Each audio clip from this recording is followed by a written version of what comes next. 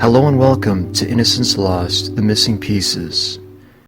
This series was created in remembrance of 14-year-old Jennifer Lee Ertman and 16-year-old Elizabeth Christine Pena, who tragically lost their lives in the early morning hours of June 25th, 1993. Jennifer and Elizabeth were the victims of gang violence at its absolute worst, and also unfortunate and unavoidable circumstances, which I'll be getting into later in this series. Up until this point in Innocence Lost, we've covered the backstories of both Jennifer and Elizabeth, their plans for the evening of June 24th, the gang members in the park, Elizabeth's 11:30 p.m. curfew, and their options for getting back home safely. In today's video, we're going to put it all together by taking out the pieces of this puzzle that don't fit and rearranging things so that we can finally understand why Jennifer and Elizabeth were in Jester Park after the park had closed, and also why they were the victims of this horrible, horrible crime. And now, without further ado, welcome to Innocence Lost, The Missing Pieces.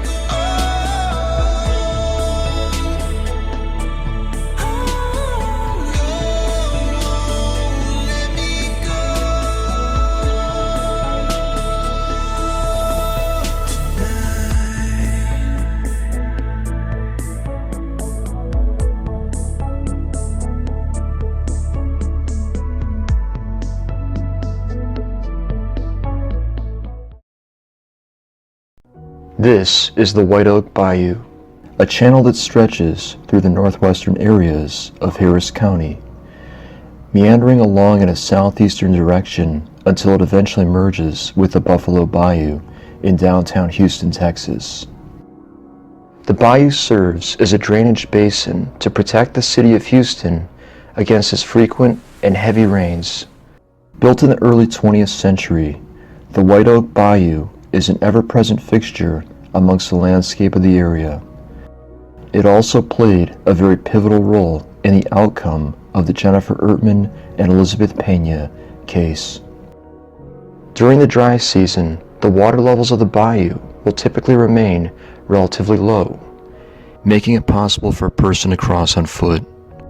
However, when the water levels are high, the bayou effectively serves as a divider between the east and west sides. Countries in the northern hemisphere tend to experience their highest amounts of rain during the late spring and early summer months. The state of Texas, of course, is no exception to this rule.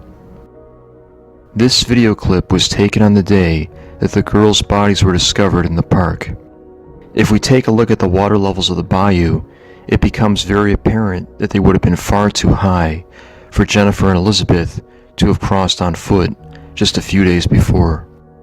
This means that from the moment that the girls entered the park, they had only three ways of exiting: to the north, to the east, or to go back the way that they came.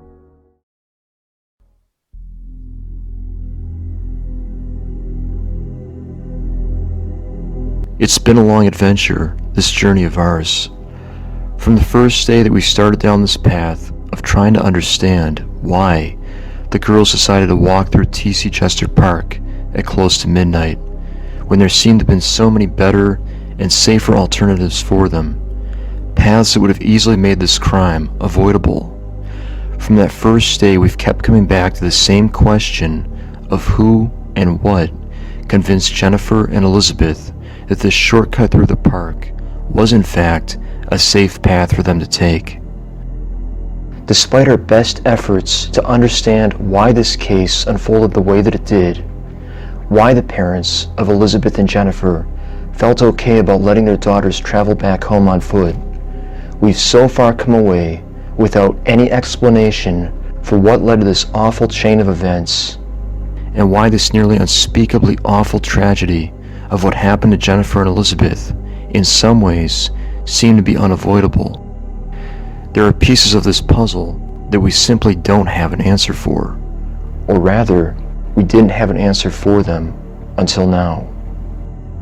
In this next segment of Innocence Lost, I'll be filling in some of those puzzle pieces that will allow us to re-examine this case, and now equipped with this new information, the things that seem perplexing and unfathomable at one time will suddenly become clear as the light of day.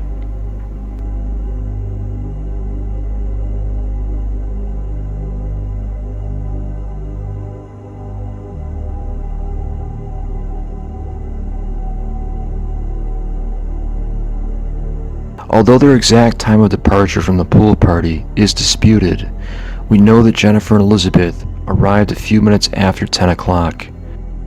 Once there, the girls were at the pool party for at least 45 minutes, making their likely time of departure as being around 11. During their stay, Elizabeth Pena was paged by her friend, Vanessa Rivera.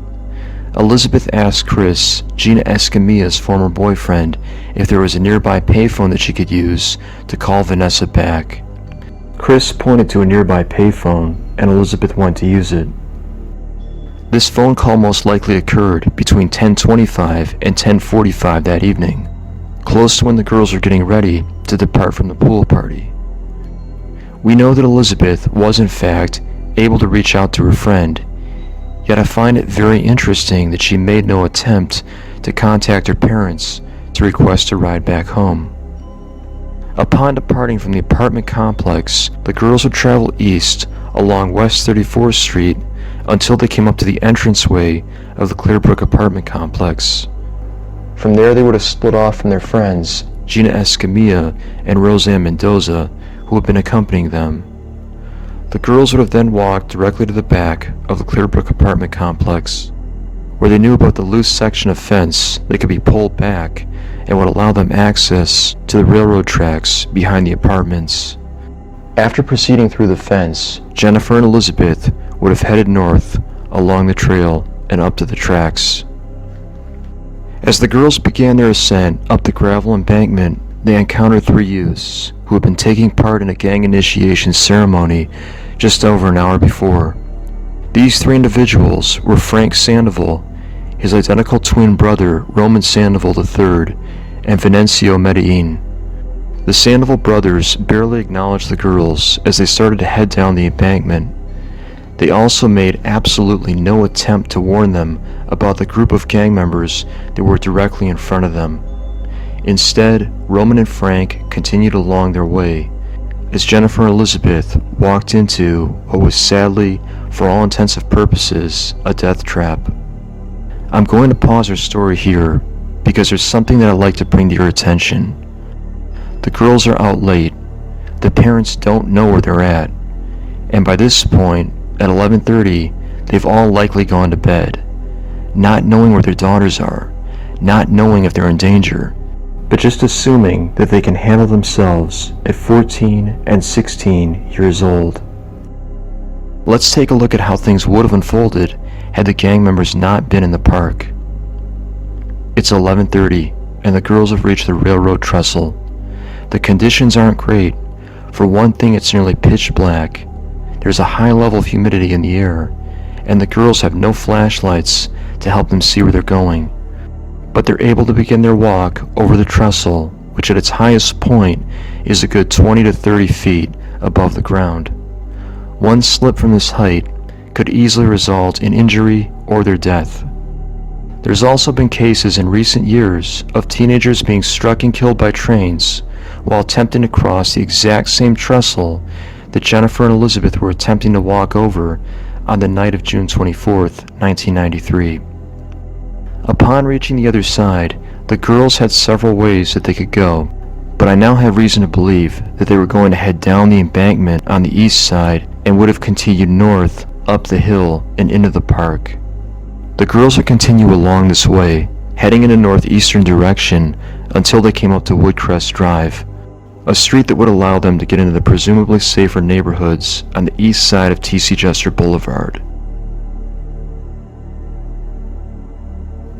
The girls would continue along Woodcrest Drive until they reached Roslyn Road at the second intersection. They would then take Roslyn up to Lamont Lane. 1 block to the east would put them at Elizabeth's house. It's a very difficult and extremely dangerous walk to make at night. There are no safe areas for them to be, save for perhaps the neighborhoods on the other side of the road. There is one other thing that I find to be particularly disturbing, and that has to do with the city-enforced curfew, which also might have played a role in the girls' decision to go through the park. On November 9, 1991, a city-enforced curfew was passed which prohibited minors from being out on the streets after 11. On the weekends, this curfew would begin at midnight, but as we know, the 24th of June fell on a Thursday, which meant that the parents of 14-year-old Jennifer and 16-year-old Elizabeth could have been potentially susceptible to the fine that would have come from violating this curfew. Again, I find it very strange that the parents wouldn't have made sure that their daughters weren't out walking the streets late at night.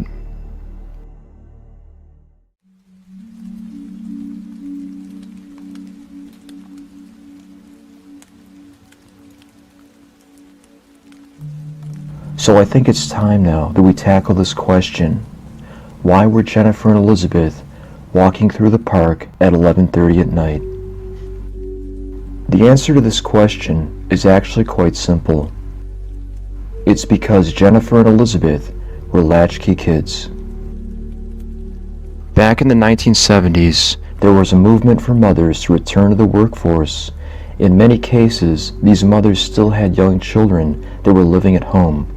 And since there wasn't as much available back then in terms of daycares, the parents ended up entrusting more of the responsibilities to the kids, which included getting around from place to place, because the parents weren't always there to let the kids back into the house. So the kids were in some cases given a key to let themselves back in. The term latchkey kids was born out of this new parenting style, or lack thereof. If we go back a few videos to The Secret in the Photograph, you may recall a certain section where it was revealed that Jennifer Ertman was having to let herself into the family home with a spare key. This is most likely because her parents weren't around to do this themselves. Jennifer was also very knowledgeable of the streets of Houston, to the point where she knew about a shortcut through a hole in the back of a fence of an apartment complex that was miles and miles away from where she lived. Elizabeth was also very knowledgeable of the area, and she had run away from home on at least 2 occasions. When the girls decided to leave the Spring Hill apartment complex, they never made any effort to contact their parents to request a ride back home. The parents never called their daughters to arrange a time to pick them up. Both Jennifer and Elizabeth had pagers. In fact, Jennifer's mother had called her when she was over at the Silver Creek apartment complex, but never once was any attempt made to arrange a ride back home for the girls. With youth gang violence having recently been at an all-time high, what would convince the parents of 14-year-old Jennifer and 16-year-old Elizabeth that their daughters would be safe in making this difficult and dangerous walk back home? Furthermore, why didn't their friend, Gina Escamilla, offer to let the girls spend the night